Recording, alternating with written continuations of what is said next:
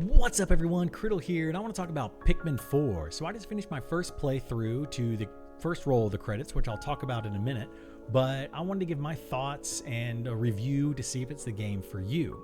So Pikmin 4 is a cute, fun adventure game, which is about a character by the name of Captain Olimar, who crash lands on an Earth-like planet, and the rescue corps from his home planet tries to come and rescue him, but they unfortunately crash land as well. So you, being the rookie member of the rescue corps, is now your job to come and rescue the rescuers and Captain Olimar.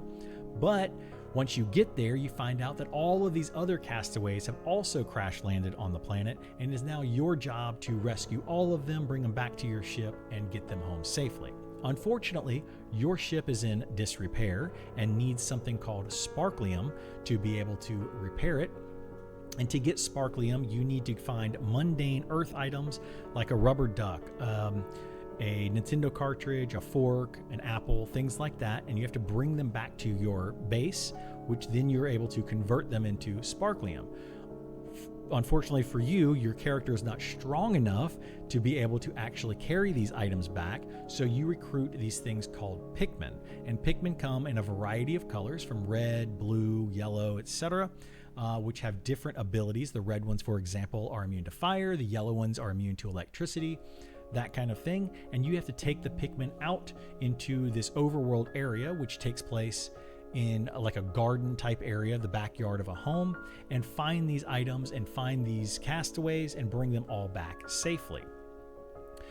So some of the items are heavier than others, and you might require 10 or 15 Pikmin to carry one item. It might only be one Pikmin. You might have 5 different items that require 5 different Pikmin each to bring them all back. So as you play through the game, you will accumulate more and more Pikmin of different color types. So the goal is to go out during the day, because at night the creatures of this planet are a lot more aggressive and try to attack you. So you want to go out during the day to try to collect the Sparklium and save all of the castaways. And then you also find these things called caves, which are essentially little puzzle areas that have sub-levels from 1 to maybe 8 different sub-levels. Most of them are 3 to 4 sub-levels each, and you have to puzzle your way through them, hitting switches, using conveyor belts, battling different types of enemies, and of ultimately rescuing these castaways, and then hopefully bringing all of them back to your ship with the Sparklium, so that you can rescue them. So that's basically what you're trying to do during that. Then you find out later on throughout your gameplay that some of these castaways have been infected by something that's going on the planet, so you have to start doing these night missions. Night missions, like I said, have the more aggressive creatures, but you get these special Pikmin that are glow Pikmin. This was actually my favorite part of the game because it was more actiony. You're running around with glow Pikmin and you're trying to create more glow Pikmin as you defeat waves of enemies to protect a central location, which is going to create this glow goo that you have to collect to make this medication. I had a lot of fun with the night missions, but you kind of have to do the day missions and the night missions kind of interchangeably, and really had a lot of fun with the game. So this game can be played as 2-player co-op. Unfortunately, the second player is only going to be able to move a reticle around and shoot these little things like pebbles, so they can only really damage the enemies or kind of, point at things for the other player. So it's a great way to play a game if you have maybe a parent that wants to play with their younger child or something like that. Great way to play that way. I played with my son that way and we had a blast. He actually controlled the main character and I controlled the character shooting little pebbles, and it was a lot of fun. During all of this, you're also going to run into little mini games. These mini games are called Dandori battles, and there's 2 different types of them actually.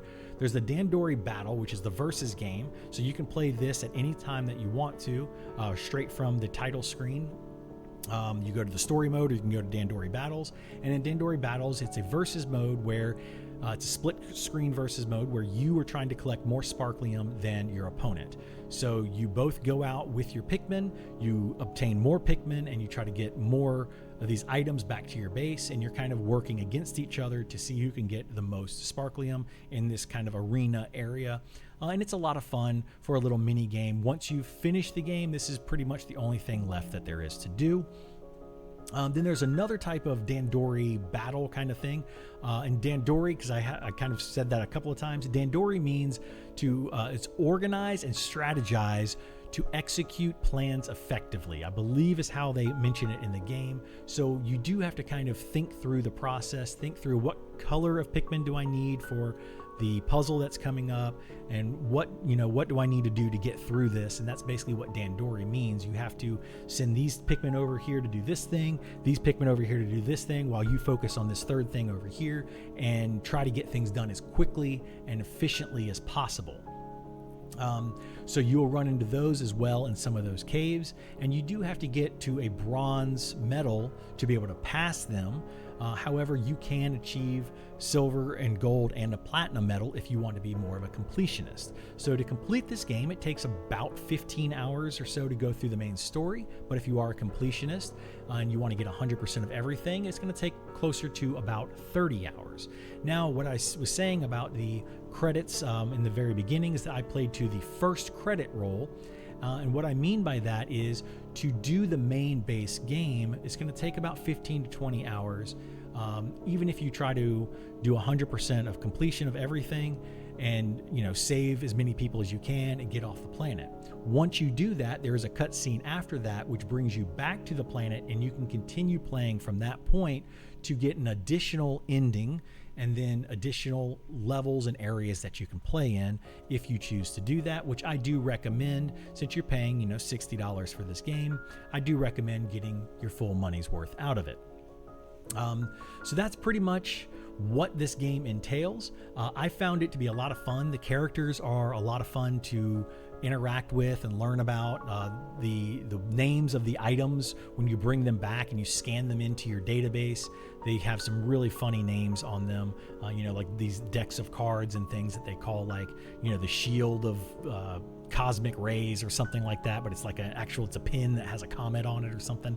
Anyway, there's all these fun little names that they come up with, and it was just a lot of fun to interact with the game and play some of the stuff with my son. So anyway, hopefully you enjoy this review, and if you do, please like, subscribe, follow. Also, come check me out over on Twitch, where I play all of these games before I review them, and we have a lot of fun kind of chatting there, and you can interact with me directly and see the game for yourself. Take care, have a good one, and see you next time. Bye!